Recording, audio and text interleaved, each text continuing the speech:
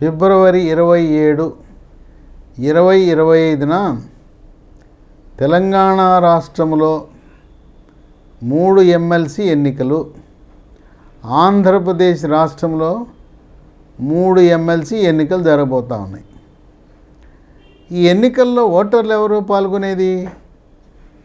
టీచర్ల నియోజకవర్గంలో టీచర్లు, పట్టభద్రుల నియోజకవర్గంలో పట్టభద్రులు అంటే కనీసము గ్రాడ్యుయేషన్ చేసిన వాళ్ళు దీంట్లో ఓటర్లు. విశేషం ఏంటంటే గతంలో మన అనుభవాన్ని చూస్తే ఈ టీచర్ల నియోజకవర్గం ఓట్ల లెక్కింపు, పట్టభద్రుల నియోజకవర్గ ఓట్ల లెక్కింపు సరళి చూస్తే దాదాపు 10% ఓట్లు చెల్లకుండా పోతాయి, మురిగిపోతాయి, ఇన్వాలిడ్ అయిపోతాయి. ఎందుకంటే వాళ్ళు సరైన విధానము పాటించకుండా, ఎలా వెయ్యాలి అనేది కనుక్కోకుండా ముందు తెలుసుకోవాలి. అక్కడ ఎన్నికల ఏజెంట్లు ఉంటారు, లేదు తెలవకపోతే తెలిసిన ఆయన అడిగి ఎలా వేయాలి ఓటని. తర్వాత నమూనా బ్యాలెట్లు కూడా చూపిస్తారు. ఆ నమూనా బ్యాలెట్లో ఎలా వేయాలనేది కొంచెం గమనిస్తే చక్కగా వేయచ్చు. ఏదేమైనా మీకోసం ఈ గ్రాడ్యుయేట్లు, టీచర్ల ఎమ్మెల్సీ ఎన్నికల్లో మన అమూల్యమైన ఓటు, విలువైన ఓటు మురిగిపోకూడదు, ఇన్వాలిడ్ కాకూడదు, చెల్లకుండా పోకూడదు. ఫస్ట్ అసలు మీకు ఓటు ఉంటే తప్పనిసరిగా ఓటు హక్కు వినియోగించుకోండి. మీకు నచ్చిన అభ్యర్థికి వేసుకోండి, అది వేరే విషయం. మనం రాజ్యాంగాన్ని, ప్రజాస్వామ్యాన్ని గౌరవించి విద్యాధికులు, మేధావులు, విద్యులు, గ్రాడ్యుయేట్లు, టీచర్లే ఓట్లు వేయకపోతే ఇంకా మనం అక్షరాస్యత లేని నిరక్షరాస్యులైన వేలుముద్ర వాళ్ళని మనం ఏం ఆశించలేం. కనుక పట్టభద్రులు, టీచర్ల ఎన్నికల్లో ఎంత శాతం ఓటింగ్ జరగాలంటే 95% దాటాలి. ఆ విధమైన ప్రజాస్వామ్య స్ఫూర్తి రావాలి. అసలు ఎట్లా ఓటు వెయ్యాలి అనే కొన్ని సూచనలు ఈ ఎమ్మెల్సీ ఎన్నికలకు ఉపయోగపడే విధంగా తెలుగు రాష్ట్రాల్లో ఎక్కడైనా ఇదే విధానం ఉంటుంది. ఇక్కడ మీరు గమనించవలసింది ఏంటంటే ఇక్కడ ఎలక్ట్రానిక్ ఓటింగ్ మిషన్లు ఉండవు. ఇక్కడ మీ చేతికి బ్యాలెట్ పేపర్ ఇస్తారు. ఈ బ్యాలెట్ పేపర్ల కౌంటింగు పట్టభద్రుల నియోజకవర్గం అయితే 2 రోజులు జరుగుతుంది. 48 గంటలు, కొన్ని సందర్భాలు 2 రోజులు దాటుతాయి. టీచర్ల నియోజకవర్గం అంటే ఓట్లు తక్కువే ఉంటాయి, 15,000, 20,000 లోపే ఉంటాయి. కనుక అదొక 6 నుంచి 8 గంటలు అయిపోతుంది.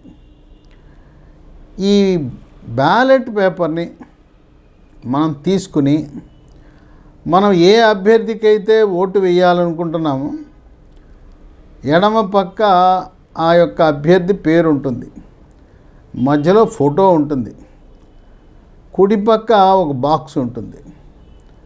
ఆ బాక్స్లో కరెక్ట్గా ఓటు వేసే విధానం ఏంటంటే 1 అనే అంకె వేయాలి. 1 అంకె ఎట్ట వేయాలి? ఇక అటు ఇటు ఆలోచన లేకుండా ఓ నిలువు గీత పెట్టండి. నిలువు గీత పెడితే అది 1. ఈ నిలువు గీత బాక్సులో చుట్టూ ఉండే ఈ ఫ్రేమ్కి ఎక్కడికి తగలకూడదు. అంటే సరిగ్గా మధ్యలో 1 అని అంకేయండి. ఎంత పొడుగనేది పర్వాలేదు. అయితే మీరు వేసిన 1 అని నిలువు గీత చుట్టూ బాక్సులో ఉండే గీతలకు మాత్రం తగలకూడదు. వాళ్ళు అక్కడే ఏదైనా పెన్ను పొందుపరిచి ఉంటారు, వాళ్ళు ఇచ్చిన పెన్నుతోనే మీరు మార్కింగ్ చేయాలి. ఇక తర్వాత బ్యాలెట్ పేపర్ని మొదటి మడత నిలువుగా పెట్టాలి. నిలువుగా పెట్టడం తప్పనిసరి. మొదటి మడత నిలువుగా పెట్టిన తర్వాత మనం అడ్డంగా పెట్టుకోవచ్చు, బ్యాలెట్ దాంట్లో వేయచ్చు. ఇక సాధారణంగా జరుగుతున్న తప్పుల గురించి కూడా మీకు చెప్తాను. ఎందుకు అవి మురిగిపోతాయి, చల్లవు అని అంటే, మనం 1 ఇంకేసాం కదా, ఆ 1 కొంచెం పొడుగ్గా వేస్తే కింద లైన్కో పై లైన్కో బాక్సులో తగులుతుంది. కనుక సరిగ్గా మధ్యలో ఉండాలి. ఆ బాక్సు చుట్టూ ఎక్కడ తగలకూడదు. ఎక్కడ పైకో కిందకో తగిలింది అనుకోండి, అది చల్లదంటారు.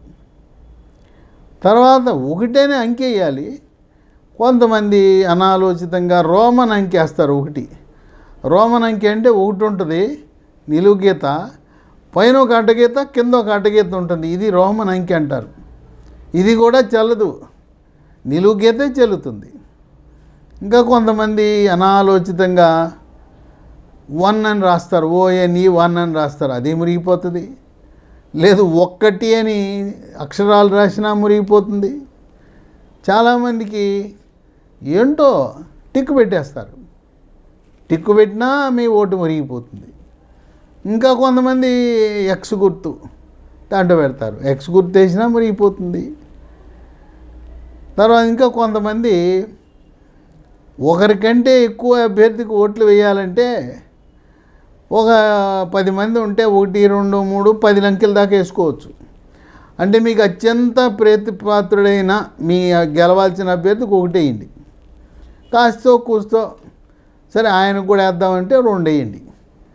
అంతేగాని ఇద్దరూ నాకు బాగా మంచి స్నేహితులు, ఇద్దరికి వేయాలని ఆయనకు 1 ఈయనకు 1 2 నిలువు గీతలు పెడితే అది మురిగిపోద్ది. అంటే బ్యాలెట్ పేపర్ మొత్తంలో 1 ఉండాలి, నిలువు గీత 1 ఉండాలి, మిగతాయి 2, 3, 4, 5 వేసుకోవచ్చు. అంటే రెండవ ప్రాధాన్యత ఓటు ఒకవేళ మొదటి ప్రాధాన్యత ఓటుతో గెలవకపోతే అప్పుడు రెండవ ప్రాధాన్యత, మూడవ ప్రాధాన్యత ఓట్లకు కొంత విలువ ఉంటుంది. మనకి మొత్తము పోలైన ఓట్లలో 50% ఓట్లు ఎవరికి వస్తాయో వాళ్ళను ఎమ్మెల్సీ ఎన్నికలో గెలిచినట్టుగా ప్రకటిస్తారు. అందువల్ల మొదటి ప్రాధాన్యత ఓటుతో గెలిస్తే ఇంకా 2, 3టికి ప్రాధాన్యత ఉండదు. ఇంకా కొంతమంది బ్యాలెట్ పేపర్ మీద సంతకం పెడతారు. బ్యాలెట్ పేపర్ మీద సంతకం పెట్టకూడదు, అసలు ఏమీ రాయకూడదు. బ్యాలెట్ పేపర్ మీద 1 అంకె దాటి ఏమి గుర్తులు పెట్టినా అది మురిగిపోతుంది. ఇంకా కొంతమంది మనకు ఒక అలవాటు, పిచ్చి అలవాటు, 1 అనేసి మనం 0 చుడతాం. మన అలవాట్లు, మన పిచ్చి అలవాటు 1 వేసి 0 చుట్టామని అక్కడ బ్యాలెట్ పేపర్ మీద 1 అనేసి 0 చుడితే మురిగిపోతుంది, అది ఇన్వాలిడ్, అది ఓటు చెల్లదు.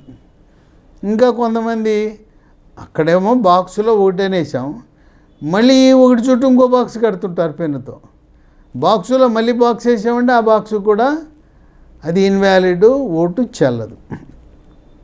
కనుక వాళ్ళు చెప్పినట్టుగా, ఎన్నికల కమిషన్ వారు చెప్పినట్టుగా మనం ఓటు వేయాలి. కానీ మనం ఏదో వేసేద్దామని వెళ్తే మాత్రం మీ అమూల్యమైన ఓటు మురిగిపోతుంది.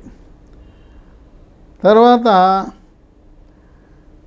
ఇప్పుడు 27 ఫిబ్రవరిన దాన్ని ఎక్కడైతే ఏ జిల్లాలలో ఎమ్మెల్సీ ఎన్నికలు 2 రాష్ట్రాల్లో జరుగుతున్నాయో కేంద్ర ఎన్నికల సంఘం యొక్క ఆదేశాల మేరకు జిల్లా కలెక్టర్లు ప్రభుత్వ ఉద్యోగులకు అలాగే టీచర్లకు ఆ రోజు ఒక స్పెషల్ క్యాజువల్ లీవ్ కింద పరిగణించి సెలవిచ్చారు. ఇది రాష్ట్రమంతా ఉండదు, ఎక్కడ ఎన్నికలు ఉన్నాయో ఎన్నికలున్న ప్రాంతంలో ఉండే ఆ కార్యాలయాలకు మాత్రమే కలెక్టర్లు ఆదేశాలు ఇస్తారు. ఇక మనం వెళ్ళేటప్పుడు గుర్తింపు కార్డు తప్పనిసరి. సాధారణ ఎన్నికల్లో ఎలా జనరల్ ఎలక్షన్కి వెళ్తామో ఇక్కడ కూడా గుర్తింపు కార్డు తప్పనిసరి. మీకు ఓటర్ గుర్తింపు కార్డు ఉంటే ఓటర్ గుర్తింపు కార్డు, లేదా మనం జనరల్ ఎలక్షన్లో వాడే ఓటర్ గుర్తింపు card, Aadhaar card, passport, driving licence, మనకు తెలుసు కదా. ఒక 18 రకాల గుర్తింపు కార్డులు ఉన్నాయి. అన్నిటికంటే మనకు తెలిసింది ఓటర్ గుర్తింపు కార్డు, ఆధార్ కార్డు తీసుకుని వెళ్ళాలి. ఏమి గుర్తింపు కార్డు లేకుండా ఎమ్మెల్సీ ఎన్నికకి వెళ్తే మీకు ఓటు ఇవ్వరు, లోపలికి రానివ్వరు. కనుక ఎమ్మెల్సీ ఓటు జాగ్రత్తగా నిలువు గీత 1 అని అంకె వేసి నిలువు గీత చిన్న గీత పెట్టండి, మరి పెద్ద గీత ఏం అవసరం లేదు. ఆ చిన్న గీత పెట్టినా అది వ్యాలిడ్ ఓటు కింద పరిగణిస్తారు. ఈ విధంగా మనం పట్టభద్రులు అయ్యుండి, టీచర్లు అయ్యుండి మన ఓట్లే చెల్లకుండా పోయినాయి అంటే అది ఎంత అవమానం. చూసే ప్రజలు, సాధారణ పౌరులు మనం అంటే చులకన, గ్రాడ్యుయేట్లు అంటే, టీచర్లు అంటే చూడరా చదువుకున్న వాళ్ళే ఓట్లు వేయటం చేత కాదు, మరి మనమే మెరుగు వాళ్ళకంటే అనే విధంగా మనం ప్రవర్తించకూడదు. వెళ్ళే ముందు ఏమైనా అనుమానాలు ఉంటే అభ్యర్థుల తరపున ఎన్నికల ఏజెంట్లు ఉంటారు, వాళ్ళు బయట కూర్చుని ఉంటారు, పోలింగ్ బూత్ బయట కూర్చుని ఉంటారు. ఎలా వేయాలో అక్కడ నమూనా బ్యాలెట్లు ఉంటాయి. ఆ నమూనా బ్యాలెట్లో వాళ్ళని అడిగి తెలుసుకోండి. అడిగి తెలుసుకుని వెళ్ళి కరెక్ట్గా ఓటు వేసి ఎవరన్నా గెలవనియండి. ఓటు వేయటం తప్పనిసరి. ముందు అది మౌలిక సిద్ధాంతం నెంబర్ 1. రెండో మౌలిక సిద్ధాంతం వేసిన ఓటు చెల్లుబాటు కావాలి. ఆ విధంగా మీరు కోరిన అభ్యర్థికి ఆ బాక్సులో నిలువు గీత పెట్టి సమపాళ్ళలో పెట్టి చక్కగా మీ అభ్యర్థిని ప్రోత్సహించి గెలిచే విధంగా ఓటు మురిగిపోకుండా చూసుకోవాల్సిన బాధ్యత ఉన్నదని గమనించండి.